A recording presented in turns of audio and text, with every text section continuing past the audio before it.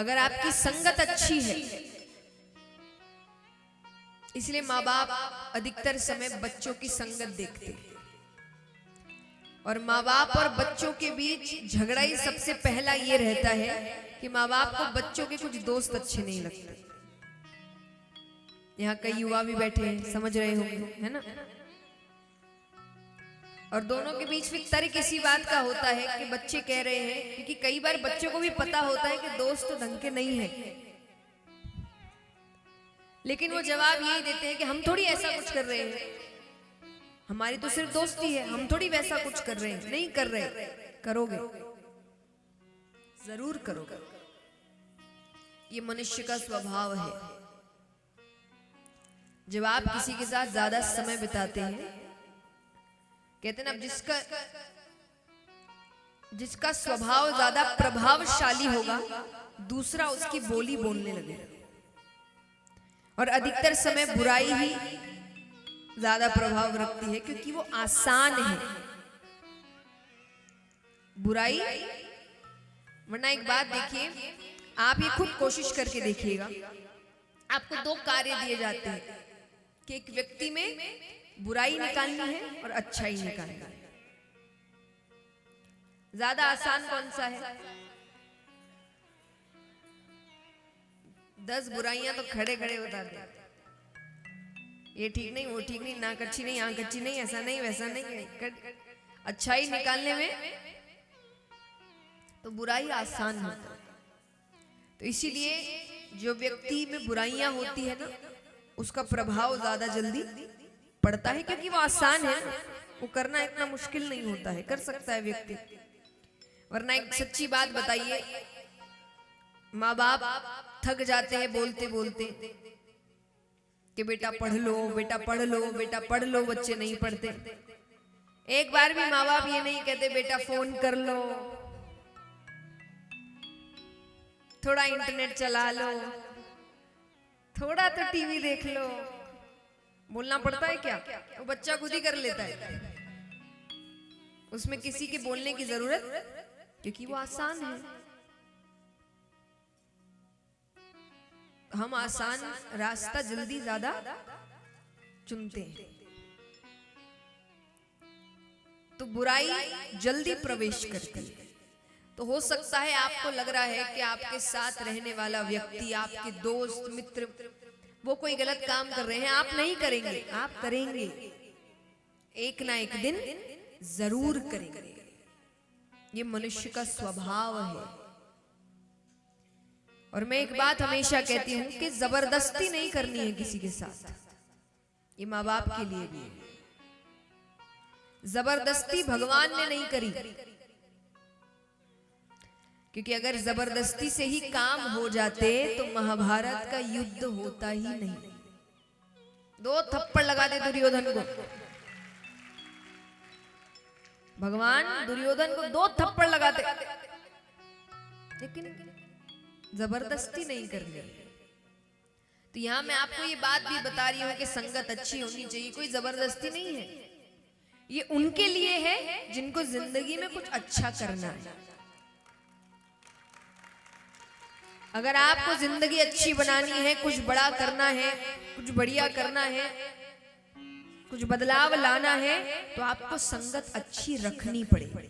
अब कोई कह दे नहीं हमको मजे करने हैं, बस हमें जिंदगी बर्बाद करनी है, तो फिर आपकी जो मर्जी, जैसे लोगों के साथ रहना है रहो, जो करना है करो। क्योंकि याद रखना, यहां कुछ मिले ना मिले, वहां सब मिलता है। यहां हिसाब हो ना हो, वहां पक्का हिसाब होता है।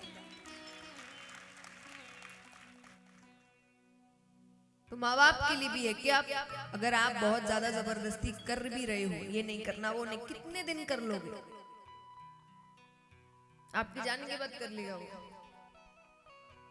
तो इससे अच्छा ये नहीं है कि अपने सामने गलती करने दो, भुगतने दो, ताकि पीछे खड़े रखे मैंने बोला ही था।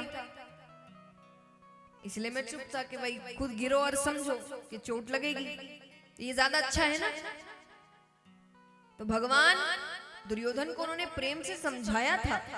जब शांति दूत बन के गए थे, भगवान ने समझाया था, जब नहीं समझा, युद्ध हुआ, हार गए, तब अंत में भगवान ने कि मैंने पहले कहा था कि जो हो रहा है वो गलत हो रहा है, लेकिन नहीं माने तो तुमने करके देख लिया। तो इसीलिए अगर आपको जिंदगी में कुछ बहुत अच्छा करना है तो आपको संगत अच्छी, आपको ऐसे लोगों के साथ उठना बैठना पड़ेगा जिनकी सोच ऐसी है, जो खुद जिंदगी में कुछ अच्छा करना चाहते हैं, कुछ बड़ा करना चाहते हैं। जिनको जिंदगी में कुछ नहीं करना खास, उनके साथ रहोगे धीरे धीरे वैसे ही बन जाओगे। तो इसीलिए उन्होंने कहा है कि भला का संग हो।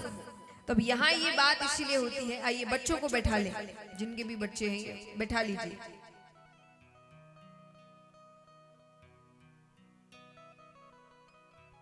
कि इन 7 दिनों में मेरी संगत कौन है बताइए। आप नहीं,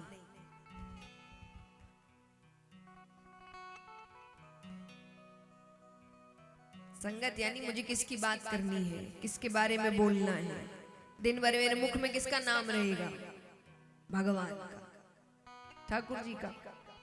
तो अगर ये साथ है तो कथा में भाव आ सकता है, वाणी में भाव आ सकता है। तो इस विश्वास के साथ कथा करने बैठ गए कि वो साथ दे दे। तो इसीलिए ये सब बताने का अर्थ ये था कि इन 7 दिनों में अगर कोई गलती हो जाए, कोई बात आपको अच्छी ना लगे, तो मुझे घर का बालक समझकर माफ कर दीजिएगा।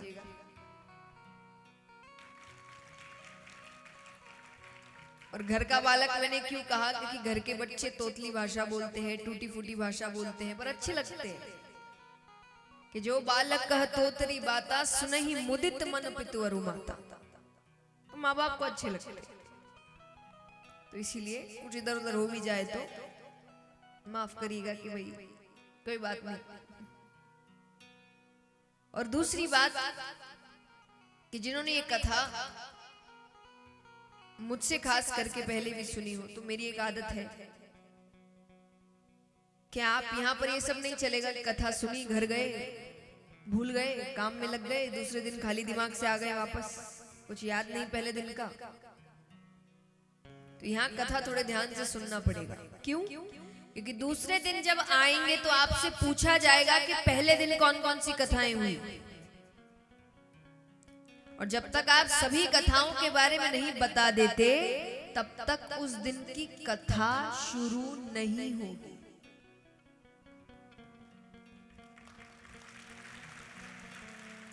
हाँ, तब ट्यूशन वगैरह गए होंगे आप, बच्चों को भेजते होंगे, तो ट्यूशन में पढ़ने के बाद क्या मिलता है? होमवर्क। 7 दिन का ट्यूशन चल रहा है आपका, 7 दिन होमवर्क दिए जा रहे हैं, होमवर्क करके आना है। अब समझो बच्चों का दुख दर्द।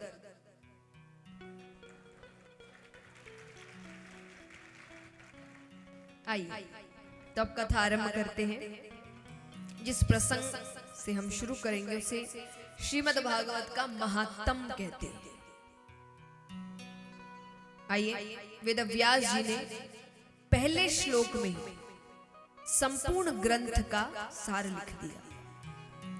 और संपूर्ण ग्रंथ ही नहीं, समस्त वेदों उपनिषदों का सार लिख दिया। ये कहना गलत नहीं होगा।